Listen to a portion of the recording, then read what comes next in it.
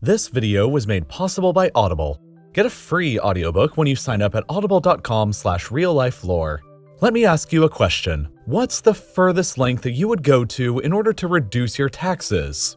Would it just be walking over to an H&R Block and talking to some guy over there about some tips?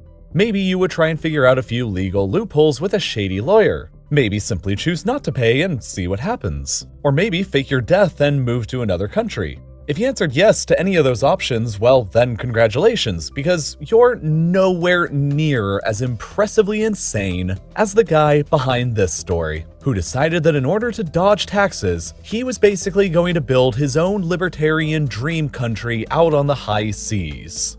And by country, I mean the biggest boat that has ever been imagined in all of human history, and one of the most audacious mega projects ever proposed. Dubbed the Freedom Ship, it was designed to be over 1,370 meters long by nearly 230 meters wide and 106 meters tall.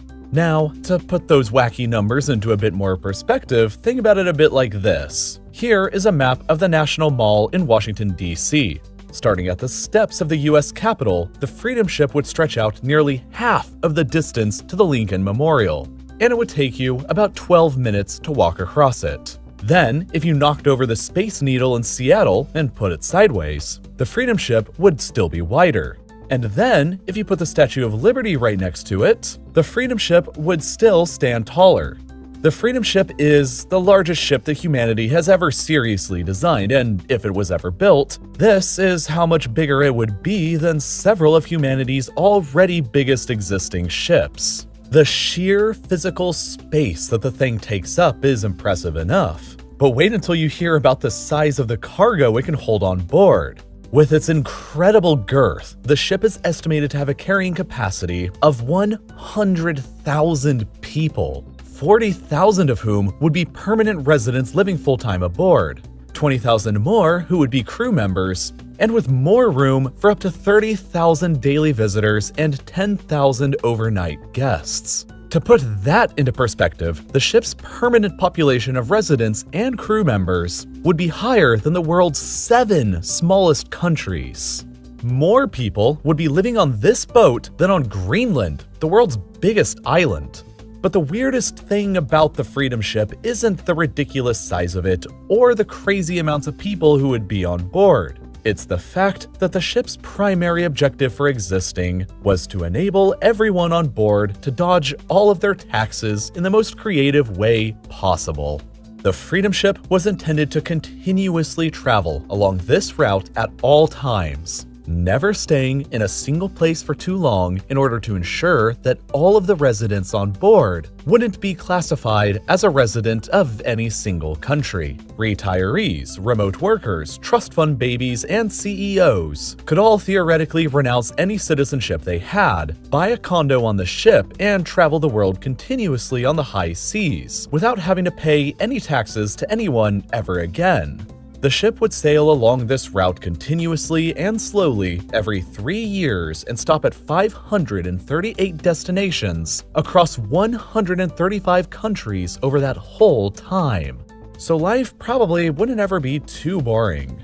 The whole project was the brainchild of the eccentric engineer Norman L. Nixon. Back in the 1980s, he was a part of a team of engineers who were looking into building a brand new city on the 50-square-kilometer uninhabited island of East Caicos here just south of the Bahamas. The plan was to basically transform this small, uninhabited island into an economic tax haven for the rich and transform it into something more like a Caribbean island version of Hong Kong.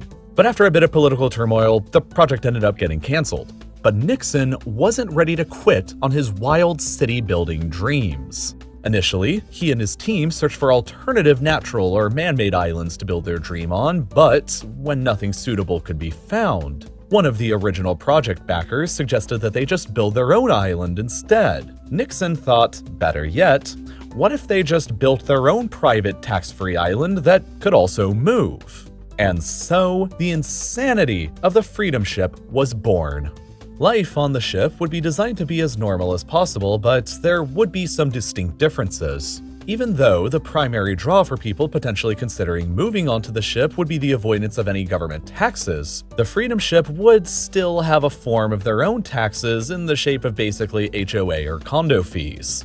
Residents would have to pay a certain level of fees every month in order to provide for the general maintenance and upkeep of the ship's functions, along with the salaries of the ship's 20,000 crew members. But compared with the very high income taxes that a lot of very high net worth individuals would be facing back in their home countries anyway, these fees would be just a tiny percentage of that, so it'd be well worth it for them to consider. The ship would also house light manufacturing and industrial areas, offer a world-class hotel, casino, and even a convention center where events could be hosted as the world's biggest ship sailed around the world. But since the ship would be such a behemoth, there's a lot of places that it just simply wouldn't ever be able to fit into. For a topical example, the Suez Canal. The Freedom Ship would be over 230 meters wide, while the Suez Canal is only 200 meters wide at points, meaning that if it tried to squeeze through the world's shortcut, we'd have an even worse situation than the one we got earlier this year. At only 150 meters wide at certain points, the Panama Canal is also too narrow for the chunky Freedom Ship to squeeze into, so the ship has to sail everywhere the long way. Very few ports would be able to accommodate it long-term either, so it's designed instead to be out of port more than 70% of the time. Most of the time, it'll have to anchor off the coast and ferry passengers and supplies to and from the shore. These boats, run by the local Freedom Ship Coast Guard, would be capable of holding 350 passengers each and leave the ship every half hour. The ferries would be stored in a large marina on the backside of the ship, but if anyone got sick of being on ships all the time, they could always just fly to and from the Freedom Ship because on the top deck, there would also be a 2-lane runway airport that would be capable of accommodating small private turboprop aircraft that can carry around 35 to 40 passengers each. This would let residents and guests visit the nearby shoreline and cities as the ship sails along, as well as bring new guests on board for short-term stays. And of course, let's not forget the onboard subway system that would span the entire length of the ship as well, allowing residents and guests to zip to anywhere they may need to go in just mere minutes. You know, if 12 minutes is just too long for you to walk for. Alright, so you might be thinking at this point, this sounds great and all, but how could you possibly build such a massive ship? The engineering approach for her construction will, of course, be much different from today's ocean-going vessels. While most modern ships are constructed around what's known as a keel, which is like the main structural backbone of the ship, the Freedom Ship won't. The Freedom Ship will be constructed of large, airtight steel cells that can be assembled on the shore and then bolted together once floated out to sea. It's sort of like Legos, but scaled up to full-size shipbuilding. The ship was also designed to be equipped with 104,000 horsepower diesel engines for powering the Colossus across the world. The only problem is that nothing to this scale has ever been built before. Yeah, it's technically feasible to do it and build it, but the question is, would it really be worth it? Norman Nixon passed away some time ago, and the Freedom Ship project has been trapped in development hell ever since it was first proposed back in the 1990s. Largely over how ludicrously expensive it would be and a lack of interest or trust from would-be investors. The estimated price tag, you ask? A cool $10 billion. And that's just to get the thing out to sea, not factoring in operating, maintenance, or crew costs to keep it there. $10 billion, for reference, is about 2.5 times the cost it took to construct the Freedom Tower in New York City, the tallest skyscraper in the Western Hemisphere. Finding any kind of detailed information or data on this project online has been incredibly difficult as it is, so honestly, it would probably be even worse than that. When the United States government began construction on the Big Dig Highway project in Boston, they estimated that the initial cost would be approximately $7.4 billion in today's money. But 11 years behind on schedule when the project was finally completed, the price tag stood at $21.5 billion instead, a cost overrun of 190% beyond the initial projected estimate. Massive construction projects run late and run over budget all the time, and while governments can often afford them, investors and private companies hoping to make a quick profit are generally scared away from them.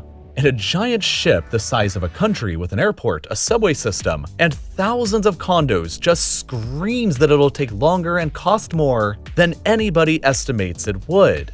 Technically, the Freedom Ship still is an actual planned thing under a new owner and project manager, and their website claims that 150,000 people are interested in purchasing a condo on board the ship once it's completed. But that doesn't really mean anything. Over 25,000 people signed a petition stating their interest in the US government building a Death Star too.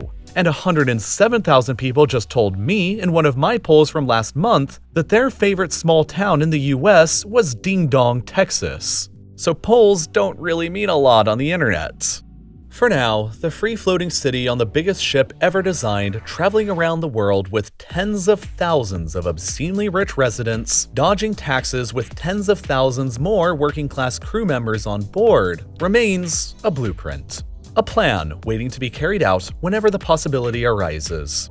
If it ever does become a reality in the not-so-distant future, though, whoever builds it will have to work extra hard to not make it seem like a real-life dystopian science fiction story. We already have plenty of those.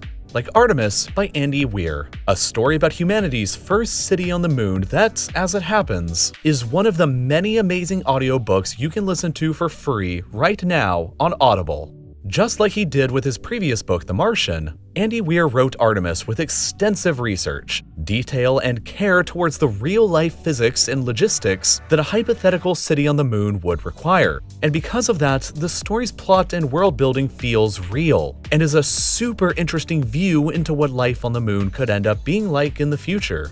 Now, I'm sure you've probably heard all about Audible by now, but I've been an Audible member for years now because they keep expanding their selection in fantastic new ways. There's of course thousands of audiobooks for you to select from across dozens of different genres, but that's really just the tip of the iceberg now. With their newly rolled out Audible Plus membership, you'll get access to thousands more originals and podcasts, so you can go from a sci-fi novel like Artemis to a true crime podcast, and then to a biography, and from there to countless other titles. I listen to Audible content nearly every day while I'm cooking, doing chores, commuting to the office, studying, or just falling asleep to something that sounds really nice, and you can too.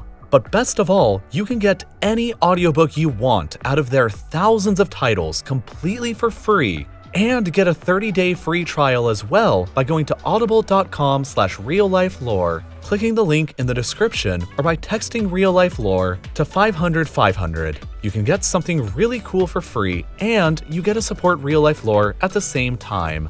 And, as always, thank you so much for watching.